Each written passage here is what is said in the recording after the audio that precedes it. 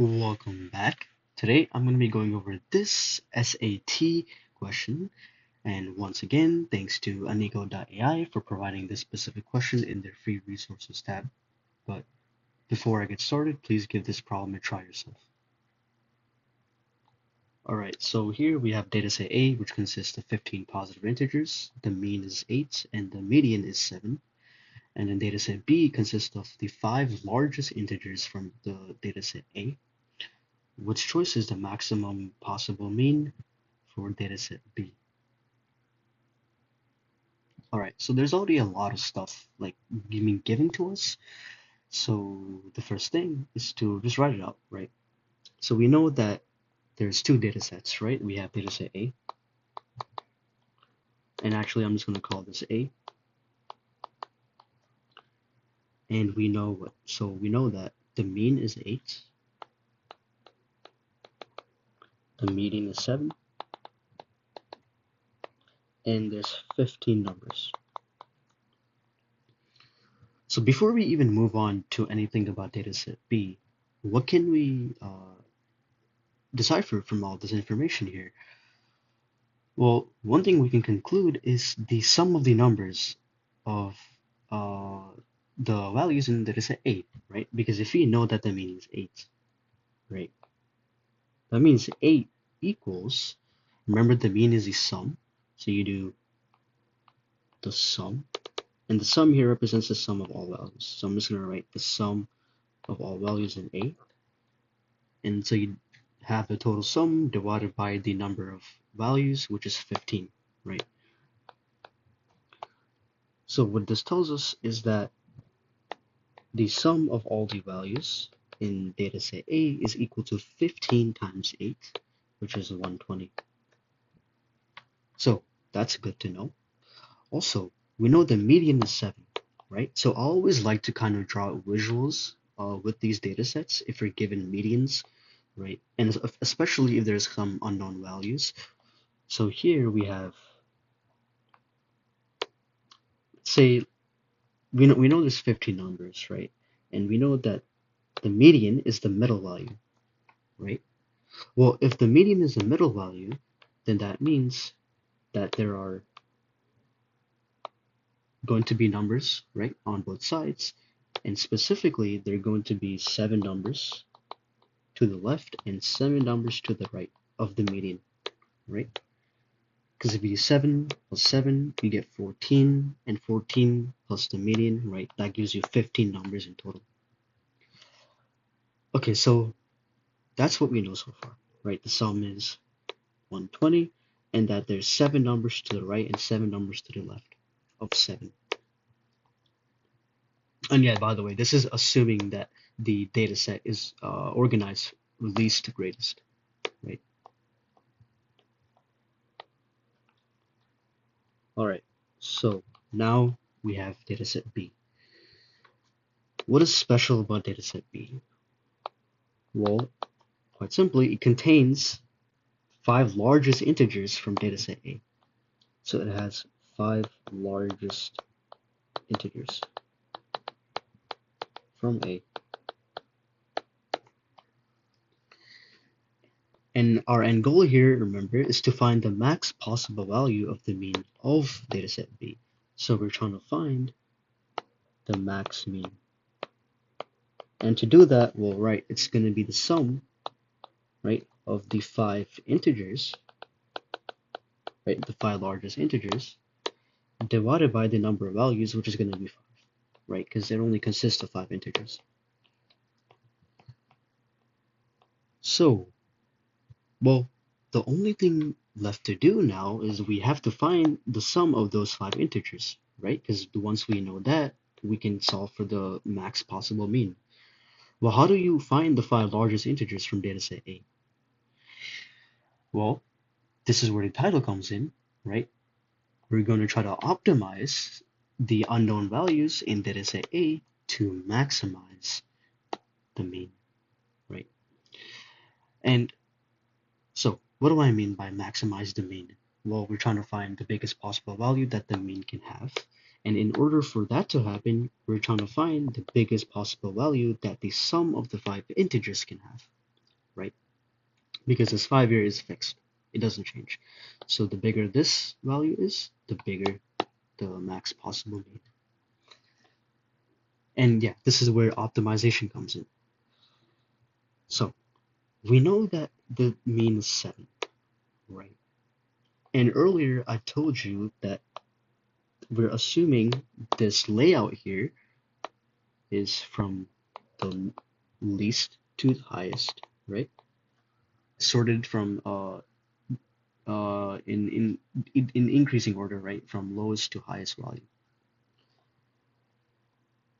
Well, that means everything to the left of 7 has to be less than 7, right? But because we're trying to find the largest integers from dataset A, we have to use the smallest possible values to the left of 7. And the smallest possible value we can use is 1, right? Because it's not going to be 0 or a negative number because they have to be positive integers still, right? And 1 is the least positive integer. So that means all of these 7 values here, well, they're going to be 1s, right? So, and I actually hope that makes more sense based on our next step, which I'm going to do right now. So now, remember our end goal is to find the 5 largest integers from set A, right? So with this low to high logic, that means we have to find the 5 largest integers from the group of 7 numbers that's to the right of 7, right? That's to the right of the median. Because there's a group of numbers here, right? To the right of 7 are going to be the larger values, right? They're going to be bigger than the median. Well, if you're looking for the 5 largest and you know that there's 7 numbers on the right side, that means there's 2 leftover numbers that we have to optimize in order to have the largest possible value. Well, what is the smallest number here possible so that these can have the largest value? Well, quite simply, it's going to be 7, right? We need 2 7s here, right? Just as a fact, just because these are 7s, it doesn't mean that the median is not going to be 7 anymore, right? Yeah, you can actually copy the values of the median onto the values to the right of the median, right? And that's actually going to help us get the largest value here, right? So yeah, the smallest possible values to the right of the median are going to be the medians themselves, the values of the median themselves, which is 7 in this case.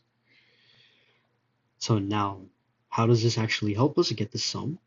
Well, if you add these ones here, right? There's 7 ones here, so that's going to give us 7. This middle value here, right, the median, that's 7. And then there's 2 values here, which are both 7, so that gives us 14, right? Remember, we found out earlier that the sum of all the values in this data set, they're 120.